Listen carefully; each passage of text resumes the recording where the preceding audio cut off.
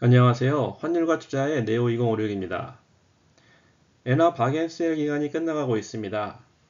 지난 2년간 엔화 환율은 100엔당 1000원 아래에 머물렀습니다. 2년 전인 2023년에는 800원대, 그리고 작년 2024년에는 900원대에 머물렀었는데요.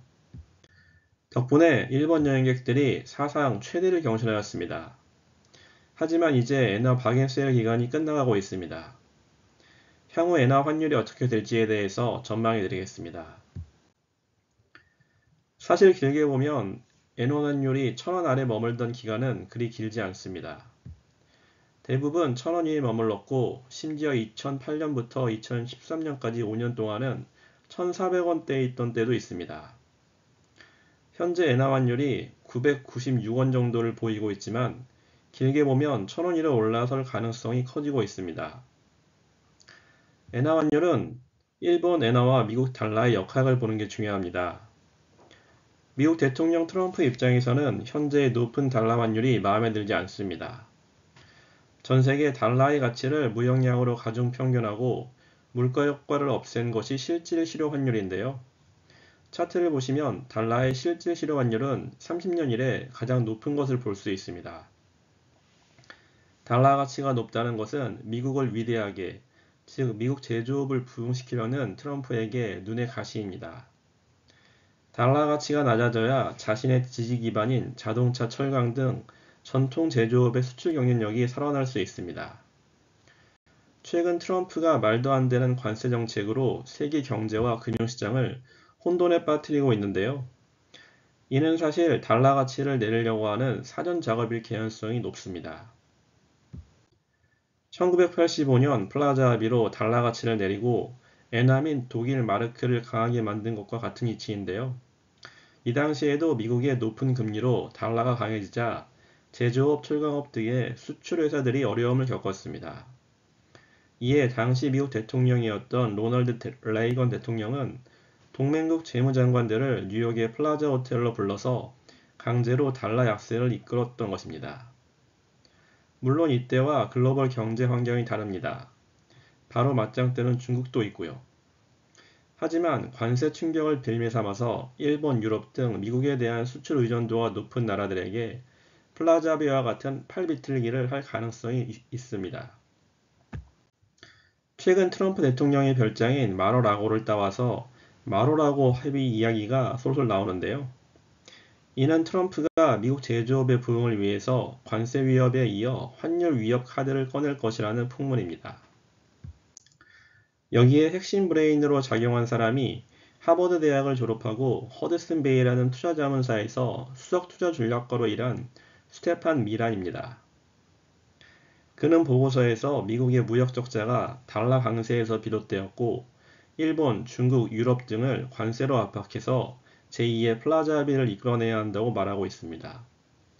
실제로 미란은 보고서 이후 트럼프 2기 경제자문위원장으로 임명되었습니다. 트럼프의 아무도 예상치 않았던 미치광이식 관세 정책은 바로 달러 약세 위협을 예고하고 있는 것입니다. 일본 입장에서도 현재의 엔저 현상이 껄끄러운 면이 많습니다. 일본은 과거 잃어버린 30년이란 저성장, 저물가로 고통을 받았습니다. 경기 침체가 계속되면서 개인과 기업이 고통을 분담하여 임금을 올리지 않았습니다. 물가도 낮은 상황에서 임금이 낮아서 개인도 살만했던 것이죠. 그렇지만 최근에는 소비자 물가가 전년 대비 3.7%로 올랐습니다. 한국의 2.1%보다 훨씬 높은 상황인 것입니다. 임금 상승률은 한국보다 낮으니 일본 국민들은 불만이 매우 많습니다. 심지어 엔화 환율도 낮아서 외국 여행객들은 일본에 득실거리는데 일본 사람들은 엔화 가치가 낮아 해외여행은 잘 생각지도 못합니다. 이런 일본 국내 상황을 감안하면 일본 중앙은행은 금리를 점차 올릴 것입니다.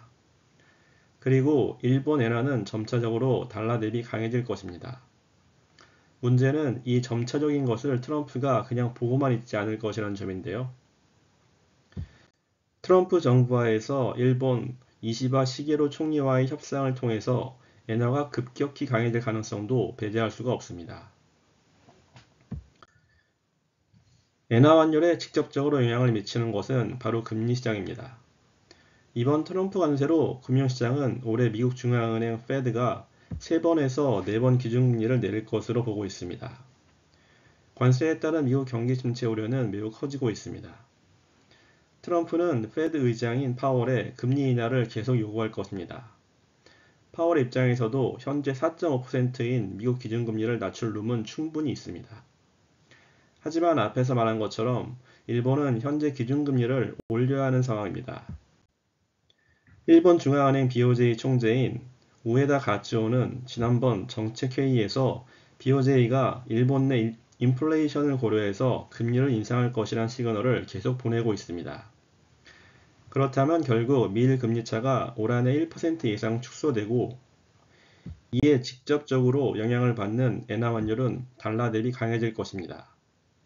미국과 일본의 2년 국채 금리 시장 차이도 계속 좁혀지고 있습니다. 이에 달러 환율도 엔화 대비 약세를 지속하고 있습니다.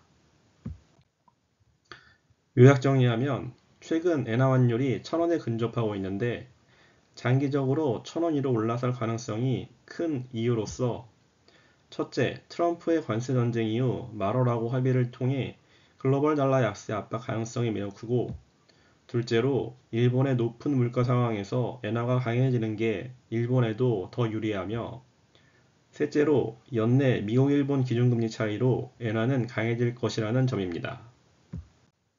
감사합니다.